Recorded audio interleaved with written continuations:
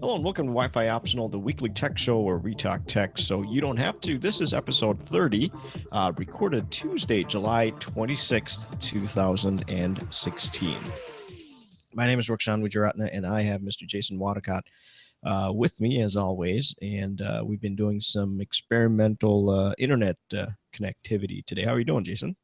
I'm doing well. Apparently, they can get internet in the upper stratosphere, but we can't get it 70 miles out of a major metropolitan area. So I guess that's a topic for a later discussion. So Yep, that is that exactly is.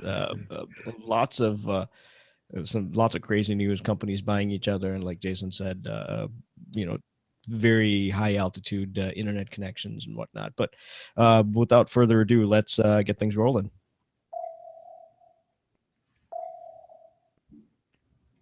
So your iPhone or Mac could be hacked with one simple iMessage. If you don't have the latest versions of iOS or OS X or OS 10 on your Apple device, you may want to go ahead and do that right now. Security vulnerability that allows hackers to access your device by sending you an iMessage are found in almost every version of iOS and OS 10, except for the latest one, reports Forbes and Quartz. Discovered by a researcher from Cisco, a hacker could send you a .tif or .tiff file, which is a photo file like a JPEG, that when received can execute code. It gives the hacker access to your device's internal storage and stored passwords. In order to avoid this, there are a few simple solutions at the moment. You can update your device to the latest versions of iOS, which is 9.3.3, or OS 10, which is El Capitan 10.11.6, or just turn off your iMessage. Apple did not immediately respond to the request for comment. I believe you have it in the notes over here. I believe Apple has fixed this, but it's still a good idea to go ahead and get on the latest software so we don't have any issues.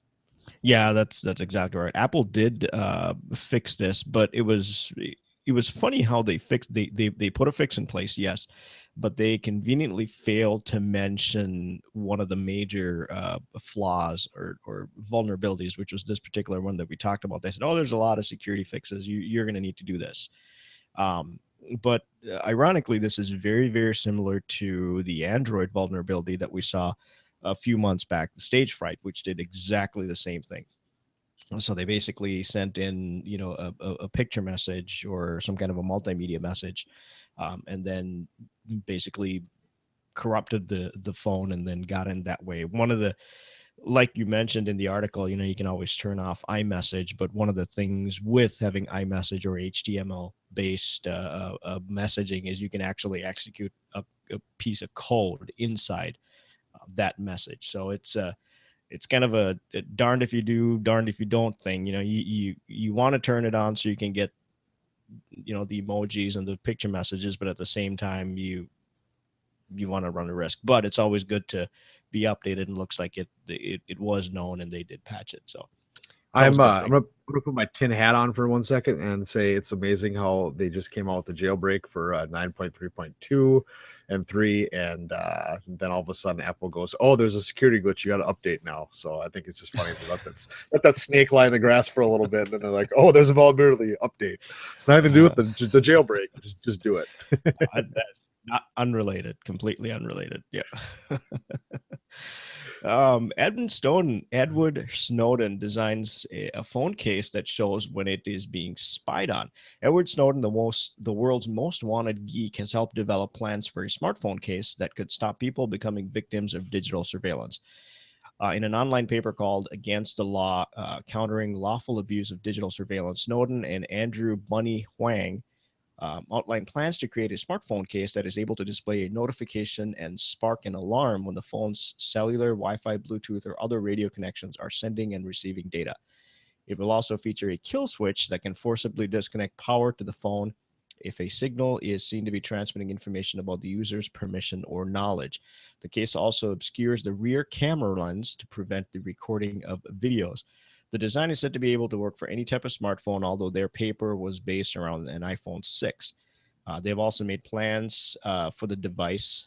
They have also made the plans for the device an open source uh, project so anyone can create it. Snowden and Bunny concluded the paper by saying if their prototypes are a success, they will look into the Freedom of Press Foundation to potentially fund production of this particular case, which is, in my opinion, is a fantastic idea. But at the same time, as I'm reading this, I'm thinking there's all these apps that you can download from the App Store and the iTunes app, Google and Apple app stores, and a lot of these apps will ask for permission to do this, permission to do that, and they'll push ads. So I I haven't seen the interface, and they have kind of been they haven't given a lot more information beyond what we know.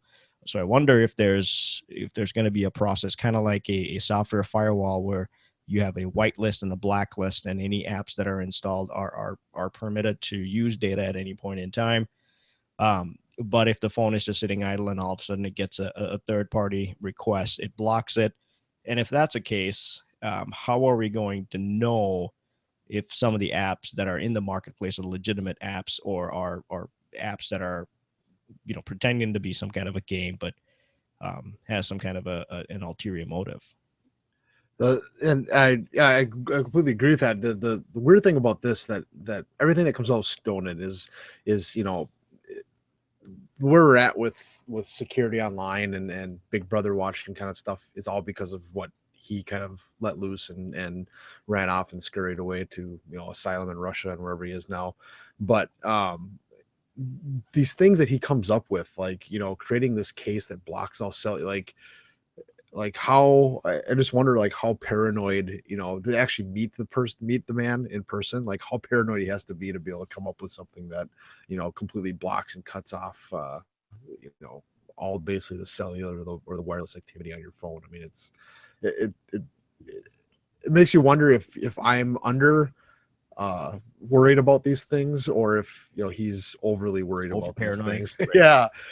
But I would hope that he's over and I'm not the other way, because it's a scary world if that's how things really are, where you really have to worry about Bluetooth and things running without you knowing it's going on, even in airplane mode. So Right, and that's the thing, because according to some of the things they've said, that they can trigger the GPS, even if you have the GPS turned off, they can still get into the phone, turn the GPS on, grab the Latin long, shut it off without you even knowing, without any indicator popping up. Ironically, there was a picture floating around Facebook. Now, I don't know if this was doctored or if this was a legitimate picture of where talking about paranoia. The Facebook found there's a picture it says Facebook founder explains blah blah blah, and there's his laptop sitting there, and there's a piece of tape over um, the webcam, and there's a little a 3.5 millimeter jack connected to his microphone slot with the ends cut off, so you can't turn the microphone on. So you know, I don't know, to answer your question. Are we being overly paranoid, or do they know a lot more that do we they don't know a know, lot kind more of than thing? we know? Yeah, Right, exactly. So that's exactly. Yeah, I sometimes it's one of those things you don't want to. I sometimes lay in bed sometime and just wonder what's actually going on in this kind of sometimes stuff. it's better that we don't know, I guess. Exactly. Ignorance is bliss, maybe. Ignorance is Right. bliss. Well, on a lighter note, Aquila test flight carries Facebook's internet ambitions aloft. So, Facebook last week carried out its first full-scale test flights of Aquila, its high-altitude, solar-powered unmanned aircraft design. It's a long sentence. To provide internet access to remote regions, the company had flown one-fifth scale version of the airplane for several months now. The full-size aircraft's wingspan of a Boeing 737, which is 46 yards, but reportedly weighs less than 900 pounds fully laden, thanks to carbon fiber materials used in construction. The goal of last week's test flight was to verify Facebook's operational models and overall aircraft design. The flight originally was scheduled to run 30 minutes, but its successful performance allowed engineers to extend that to 90-minute run. The ground crew was able to verify several performance models, components including aerodynamics, batteries, control systems, and crew training. In the next test, we will fly Aquila faster, higher, longer, eventually taking it above 60,000 feet, said Jay Parikh, global head of engineering and infrastructures at Facebook. So basically, when this is all done, it'll be able to complete a circle region of about 60 miles in diameter at a height of more than 60,000 feet. Um, really kind of a crazy, we saw this before with loom and balloons, but now this is almost like a sub atmosphere uh, satellite, in a sense, a regional satellite, and it's really cool, but it's also scary to think, how many things are flying in our atmosphere satellite wise, and now we're going to have a bunch of drones and planes. Going back to our last article of, yeah, it might be sending internet, but what else is it doing up there? Yeah, it's got a what is it? Oh my gosh, I can't think of Stingray. Thank you. Yes, yeah.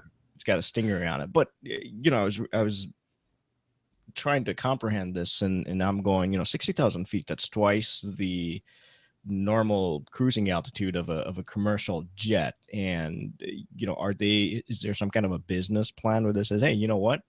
You're flying Southwest or Delta, we'll give you free Facebook when you're up in the air. That might be something, but it's like you said, it's amazing to see where now there's, you can look at different bands, so to speak. You got 30,000 is your commercial airline, and now you got 60,000 that where this Aquila, self-propel or solar powered unmanned repeater, so to speak, is flying, and then right next to it is a satellite. So are we getting close to suborbital flight? Possibly. I don't know.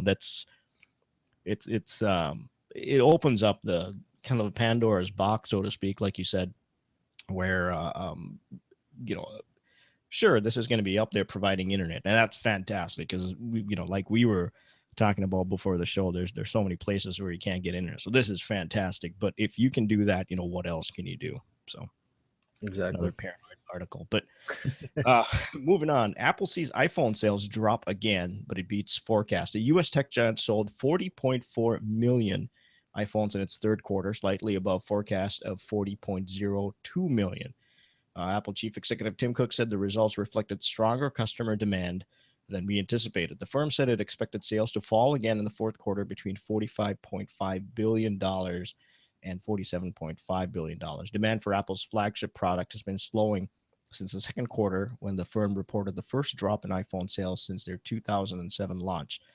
The iPhone makes up for around two-thirds of Apple's sales and accounts for even more of its profits. The slowdown in iPhone sales sent profit down 27% to $7.8 billion in the 3 months to 25th June, where revenues fell months to 25th June. That's right. While revenues fell 14.6% to 42.4 billion. Apple sales in Greater China, defined by the company as China, Hong Kong, and Taiwan, plunged to 33%. The firm blamed economic uncertainty and people not upgrading their phones as often for the drop. China accounts for almost a quarter of Apple sales, more than all of Europe combined. We talked about this in a previous show where it seems like the phone market is starting to plateau. There used to be a time where we had this cat and mouse game. Oh, the Apple came out with one, and Google came out with one, and we just kept going and going and going. And now we've kind of got to the point where, yes, we still have the apples and oranges distinguishing the two different companies, but as far as what they each can do, we've kind of hit a threshold. And I also think the current generation uses the phone slightly different from what the initial smartphone generation started using. So does this mean we're going to eventually come up with is there going to be a point where things are going to diverge?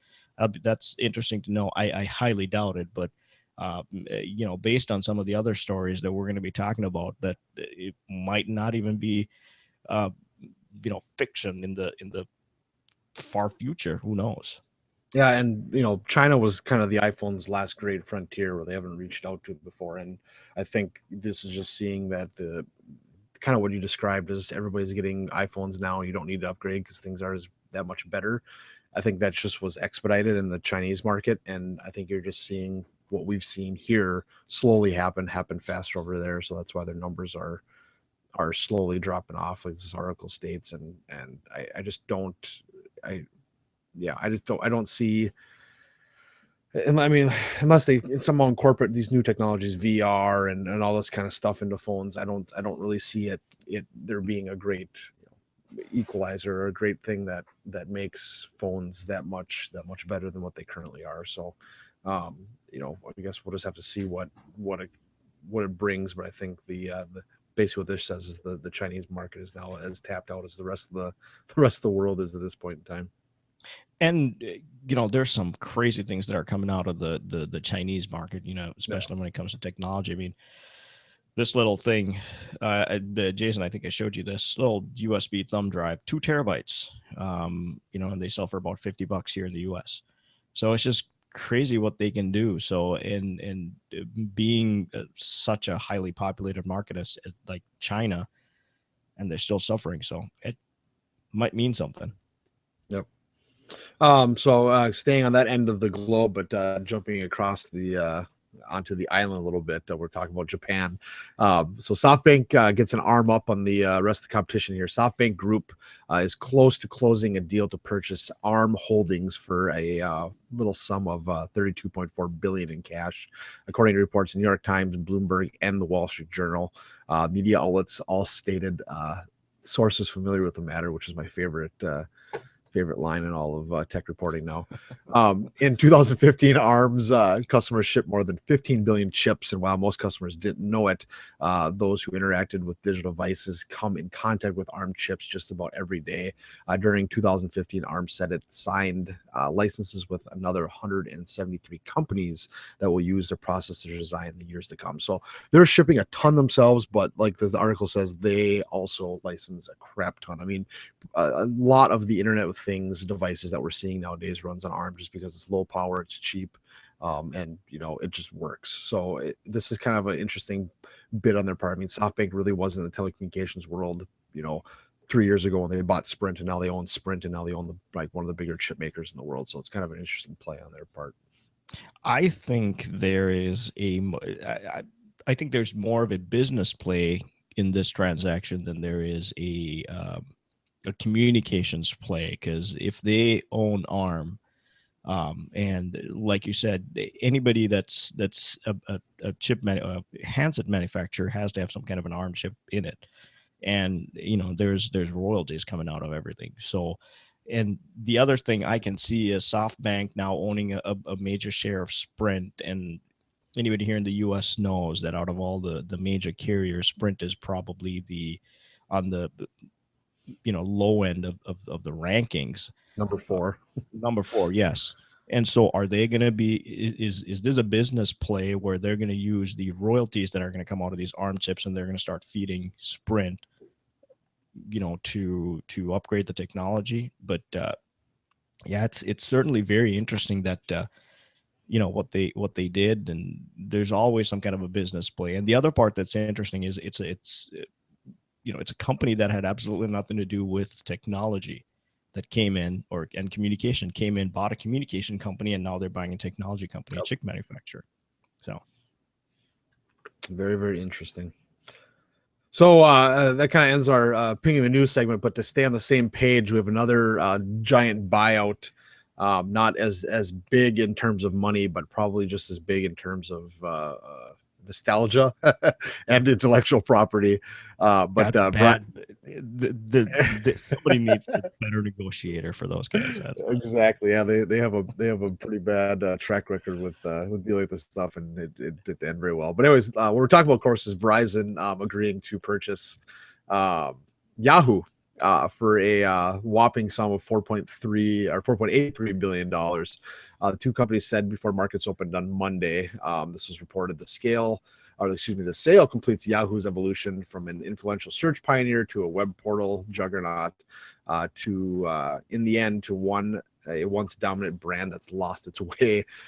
Parties as diverse as Warren Buffett and the Daily Mail were interested in buying Yahoo, but after the sale process dragged out for months, Verizon, long viewed as a front runner in the telecommunications world and in this bid, is walking away with Yahoo's more than 1 billion monthly active users. Current Yahoo shareholders will keep the company's lucrative investments in Chinese e-commerce giant Alibaba and also with Yahoo Japan. They will be spun as separate yet to be named traded and publicly traded companies. The deal also excludes some party patents and Yahoo's cash, of course. So really kind of interesting that they basically just bought the name and Yahoo's search algorithm, which I guess, that's kind of the cool thing to do now is that, have a tech company when you're a carrier. And the weird part is Yahoo or Verizon just purchased the basically Verizon's buying the 90s. They just purchased AOL a little while back, and now they're buying Yahoo, which are probably the two biggest names when it comes to late 90s, internet and tech. So, very, very interesting story. We'll kind of talk about as we go here, but it's a bad timing on Yahoo's part because there was lots of better deals previously that they could have jumped on. I think Marissa Meyer is actually getting the better end of the deal. She's going to walk away with $50 million in severance pay. But I also feel I wonder if, like you said, they did buy a part of history. One of the very first search engines. But I wonder if they're also going to use that search algorithm and also the advertising and marketing capabilities of Yahoo, and then start pushing something down to the Verizon customers eventually. That could be a play too, that they're going to use either that, or knowing Verizon, they could incorporate it where if you're on a Verizon handset, your default search engine is now going to be a Verizon search engine. And they're going to use the Yahoo, like you said, the search algorithm. But yeah, it's 4.83 billion is just chump change for them, especially for something like Yahoo. And um, it's unfortunate that they Yahoo tried time and time again to revive the company, but um, I don't know, it just didn't happen. But the other thing I see is Google's been eerily quiet, so I find that very interesting too. So I wonder if they're gonna have something to say about this. Yeah, it's flaws, and I mean this has been agreed to, but it's got to go through FCC Right. clearance and all that BS that I think the AT&T purchase of what was AT&T Direct TV before it didn't go through. They got shut down on some things, but all that stuff has to go through yet. And but the interesting thing we talked about before the show is at one point in time it was a 125 billion dollar company, Right. which is basically as large as Facebook and Google are nowadays. And the two interesting facts were Yahoo refused to buy Google back in 1998 for a mere $1 million, Million not even a dollars. billion, and they passed on that. And then they were offered to be purchased, similar to this situation, by Microsoft in 2008, basically 10 years later for 45 billion, so 10 times as much, and they passed on that. So like you said, it's been a really weird path since Marissa Meyer took over a few years back, and I think this is really the only thing they had left. They've tried everything, and I don't think that their grasp is like you said, the nostalgia and people of our age and go back to that time frame just doesn't play anymore. Everybody goes to Google. Everybody, uses Gmail or some other service for email. They don't use Yahoo Mail anymore. And I just think that there wasn't. I don't think 4.8 billion is an undersell of Yahoo, because like I said, we're tying it back to how they used to be, not what they are now. Right. And then I think that was one of the things, they failed to evolve almost. All the other companies looked at market trends and like, hey, this is what people are doing. Here's where technology is going. Here's how we're going to change. And as much as we sometimes complain, I mean, you and I, we go through that almost every day. We use Google Docs, for example, for our show, and then every time there's some kind of a change, we're like, this is frustrating. But then you almost have to have those changes to stay ahead of the curve, so to speak. And one of the things is they, like you said, they tried to hang on to that nostalgic feeling, and hey, we're going to give the people what they used to remember, and that's great. But if you stay there, people are going to go, yeah, that's great, but that's not what I need right now, and I'm going to go to somebody that can get me get me what I need. So again, it's unfortunate they tried everything, but It is what it is. I think Verizon should come out with an ad where all it does is go, it's like Yahoo, and it's like you got mail, and it just says like now all under one same roof. Watch. That's gonna be the default SMS notification on all Verizon phones starting That's the 2017. only reason they bought it for those two sound bites. So it Those was two worth sound bites. 10, Yep. 10, That's all it $10 is. billion dollars. $10 billion for two sound bites. Oh, that's hilarious. Uh, No, it's gonna be interesting how this ends up, but if it actually does go through. But the other interesting part is the Alibaba thing was probably one of the bigger purchases. One of the bigger things that they owned, and the fact that Yahoo Japan is kind of left out too as well, I suppose, because Verizon has no reach over there. But it'd be interesting what those two companies are called because they're taking the Yahoo names. I don't know if they'll still be called Yahoo Japan, or they'll call it Kanishiwa or something. I don't know what the hell we're going to call it in Japan, but and then Alibaba, the whatever company that the holding company, that's just the holding company, so it's gonna make a difference. But well, yeah, it's just interesting though. Alibaba is also the government telecom over in China. Right. So they're basically, so we'll see. CES next year is going to be very interesting. We'll see how it goes. I'm actually going to be at CES, so we'll see. I'll find out Reporting if live. reporting live for Wi-Fi optional. Yeah, so we'll see. We'll see who's going to be out there. Is it going to be Yahoo? Is it going to be Verizon? Or we'll see what the company is going to be called. And looks like we've almost. Jason just sent me a message saying, yeah, we've almost hit our allotted time. Thank you again for watching the show. That's all we got for today. Don't forget to subscribe if you like the show. And also, you can always find us on your favorite podcast app.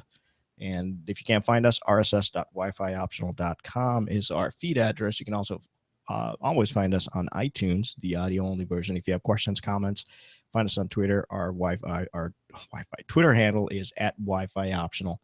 And if you ever got a question or want to reach out to us. info@wifioptional.com is our email address. And there it is. Thank you very much to Purple Planet for providing the music. You can always check them out at purple-planet.com. And episode 30 is a wrap. My name is Rick John. Thank you and have a good night. Good night.